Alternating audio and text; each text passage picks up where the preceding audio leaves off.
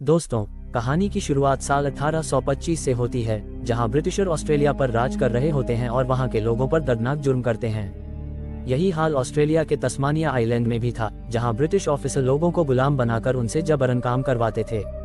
यहाँ पर हम एक लड़की को देखते हैं जिसका नाम क्लेयर होता है। वो आयरलैंड से होती है, लेकिन वहां से कुछ साल पहले माइग्रेट होकर तस्मानिया में आकर बस गई थी। क्लेयर की शादी हो चुकी है और उसकी एक बेटी भी है। क्लेयर ब्रिटिश कॉलोनियल फोर्स के लिए सर्वेंट का काम करती है और उसका पति भी उसके साथ ही काम करता है। ब्रिटिश कॉलोनियल फोर्स का कमांडर हॉकिंस नाम का आदमी है। एक दिन हॉकिंस एक पार्टी रखता है जहां कई ब्रिटिश सैनिक आए हुए होते हैं। क्लेयर उनके लिए खाना बनाती है और फिर जब उन्हें खाना देने के लिए आती है तब हॉकिंस क्लेयर को सभी के सामने गाना गाने को कहता है, क्योंकि वह बहुत अच्छा गाना गाया करती है। हॉकिंस की बात मानकर क्लेयर गाना गाने लगती है, जिसे सुनकर सभी लोग एंजॉय करते हैं। वहीं हॉकिंस भी होता है, जिसकी गंदी नज़र क्लेयर पर काफी पहले से होती है। जब क्लेयर गाना खत्म करती है तो वह इशारे से उसे कमरे में बुलाता है। क्लेयर जब कमरे में आती है तब हॉकिंस उसे दरवाजा बंद करने को कहता है। तब क्लेयर दरवाजा अंदर से बंद कर देती है।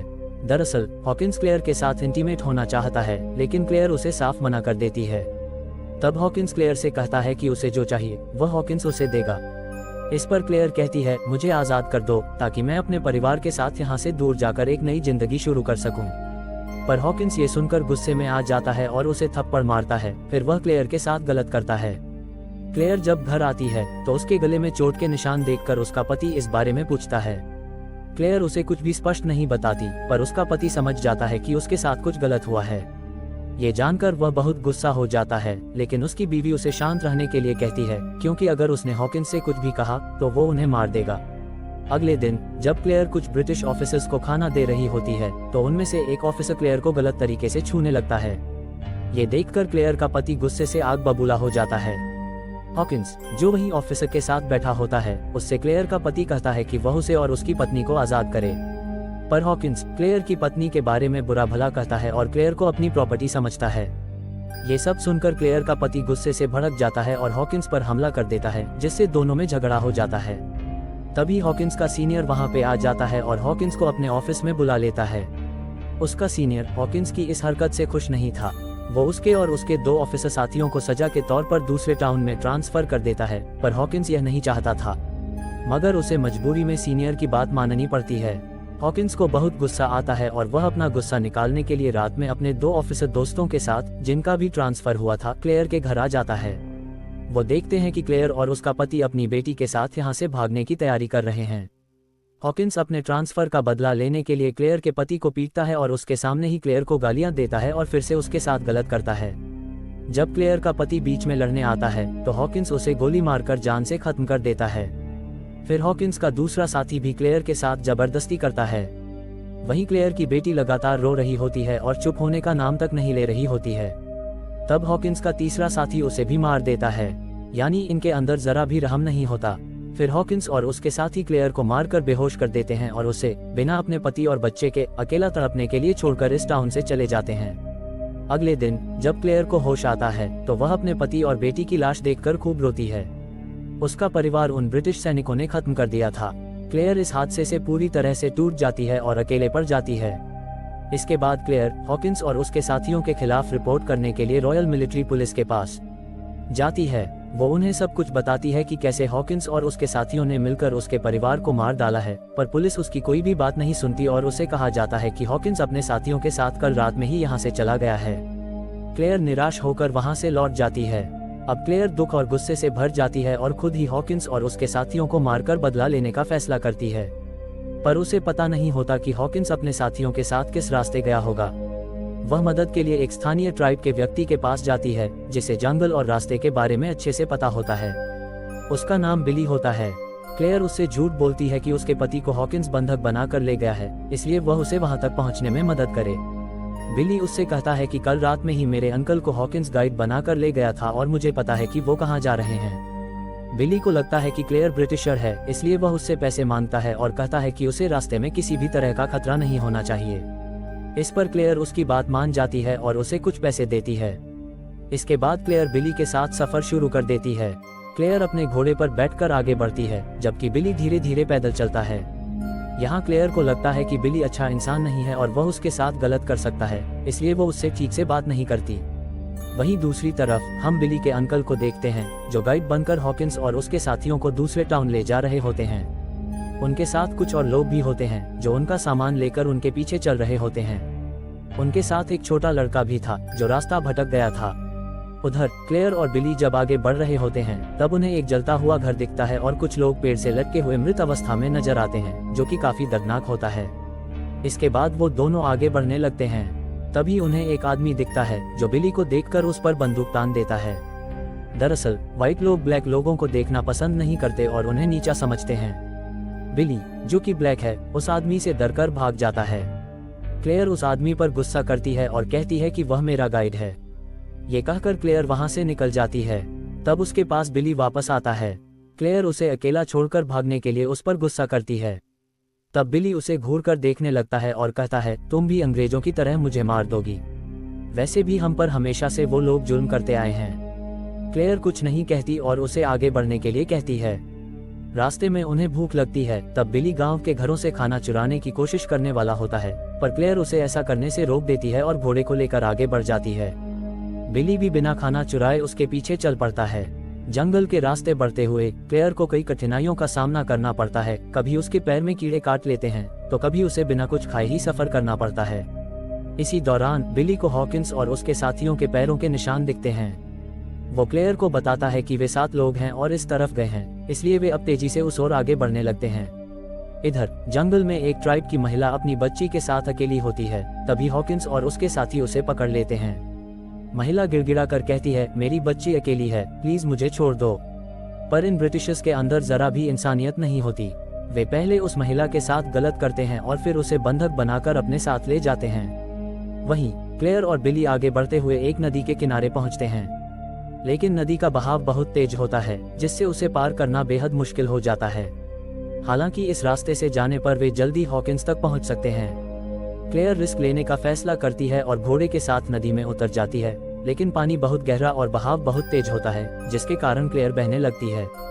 बिली तुरंत नदी में कूदता है और किसी तरह क्लेयर को बचाकर बाहर निकालता है। घोड़ा भी बहकर किनारे तक आ जाता है। रात में बिली अपने बारे में क्लेयर को बताता है। वह कहता है, ब्रिटिश सैनिकों ने मेरे पूरे ट्राइब पर हमला कर दिया था। उन्होंने मेरी आंखों के सामने मेरे परिवार को मार डाला। मैं छोटा था, बस उन्हें ऐसा करते हुए देखता रह गया। बिली अब तक क्लेयर को एक ब्रिटिशर समझ रहा था, लेकिन क्लेयर बताती है कि वह आयरलैंड से है और खुद ब्रिटिशर के जुर्म का शिकार हुई है। अब दोनों को ही ब्रिटिशर ने जख्म दिए थे।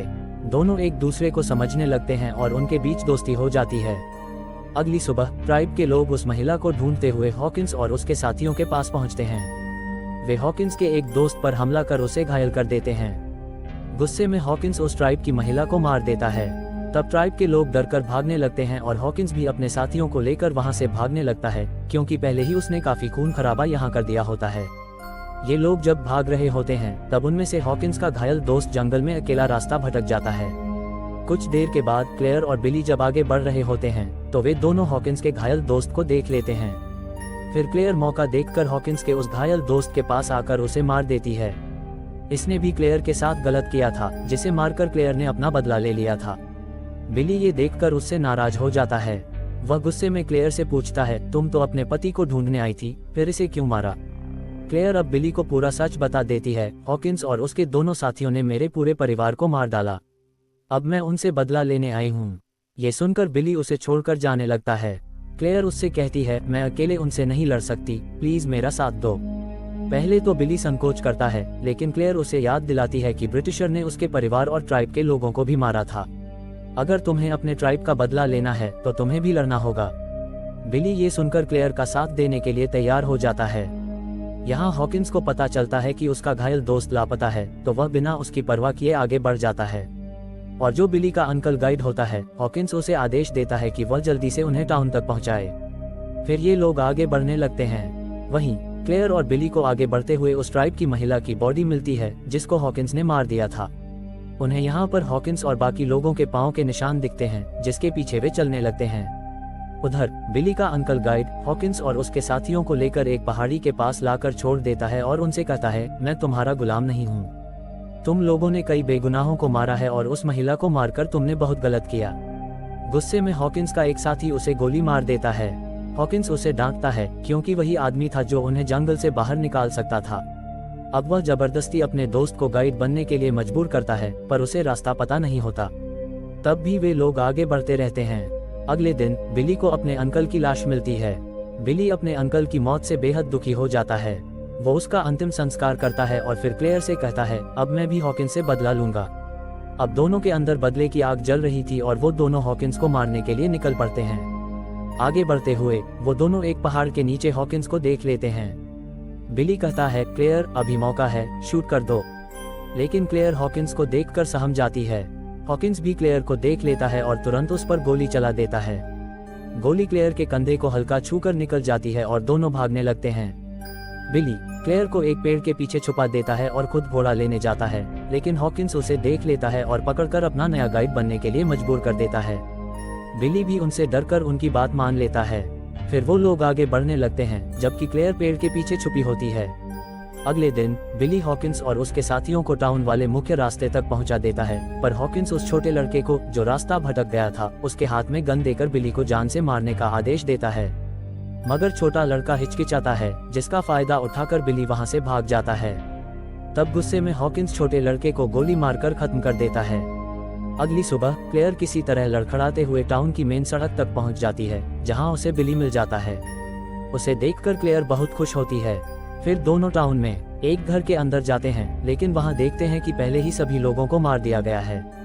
वो वहां से गन लेकर आगे बढ़ते हैं। रास्ते में उन्हें कुछ ब्रिटिश सैनिकों द्वारा बंधक बनाए गए काले आदिवासी पुरुष दिखते हैं, जिनमें से एक बिली से कहता है कि वह उसके ट्राइब का आखिरी जीवित व्यक्ति है।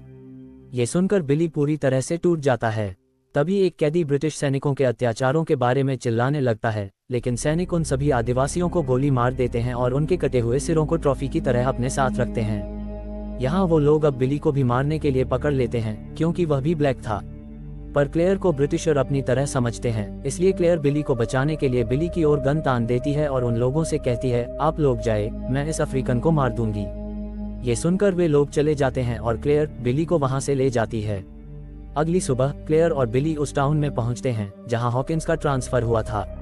वहां क्लेयर पुलिस ऑफिस के बाहर हॉकिंस को देखती है। फिर जब क्लेयर अंदर आती है, तब क्लेयर को देखकर हॉकिंस गुस्सा हो जाता है और उसे जान से मारने की धमकी देता है और फिर चला जाता है। क्लेयर उसके पीछे जाती है और एक कमरे में कई ब्रिटिश अधिकारियों के सामने हॉकिंस के सभी गुनाहों को उजागर कर देती है, जिसमें वह बताती है कि कैसे हॉकिंस ने उसके परिवार को खत्म कर दिया। ये सब छुपकर बिली भी देख रहा होता है। हॉकिंस गुस्से में आकर क्लेयर को थप्पड़ मारता है और कहता है कि वह झूठ बोल रही है और अगर उसके पास कोई सबूत है तो उसे दिखाए। क्लेयर के पास कोई सबूत नहीं होता, इसलिए वह बिना कुछ कहे वहां से रोते हुए बाहर आ जाती है और बिली के साथ घोड़े पर बैठकर जंगल की ओर निकल जाती है। रात में जब दोनों बैठे होते हैं तो बिली को क्लेयर के लिए बुरा लगता है और उसे अपने मरे हुए अंकल का भी बदला लेना था, इसलिए वह आदिवासी वेश में हॉकिंस को मारने के लिए निकल पड़ता है। जब क्लेयर को ये पता चलता है तो वह भी उसके पीछे जाती है। उधर हॉकिंस और उसका एक साथी जिस बंगले में ठहरे होते हैं, वहां बिली पहुंचकर अपने भाले से हॉकिंस को मार देता है, लेकिन तभी हॉकिंस का साथी उसे गोली मारकर बुरी तरह घायल कर देता है। पर बिली हिम्मत जुटाकर उसे भी मार देता है। ये वही दोनों होते हैं जिन्होंने क्लेयर के साथ गलत किया था। तभी क्लेयर भी वहां पहुंच जाती है और फिर दोनों घोड़े पर सवार होकर भाग जाते हैं। वे एक समुद्र तट पर पहुंचते हैं और अब तक सुबह भी हो चुकी होती है। बिली खुशी से नाचता और गाता है। क्लेयर भी आयरिश भाषा में गीत गाती है और दोनों सूर्योदय को निहारते हैं। इसी के साथ फिल्म खत्म हो जाती है। दोस्तों, आपने वीडियो को अंत तक देखा, इसके लिए बहुत बहुत धन्यवाद। वीडियो अच्छी लगी हो तो लाइक और शेयर करें और ऐसी और मूवी एक्सप्लेनेशन के लिए चैनल को सब्सक्राइब करके बेल आइकॉन प्रेस करें। मिलते हैं अगली वीडियो में।